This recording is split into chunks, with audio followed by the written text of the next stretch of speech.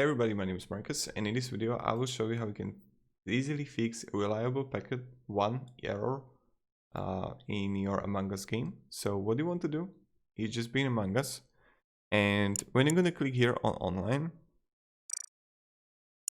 you want to click here on Europe and or Asia or North America, where are you from, and try to change a server. When you're going to try to change the server, it should probably work that the fix reliable packet is going to be solved.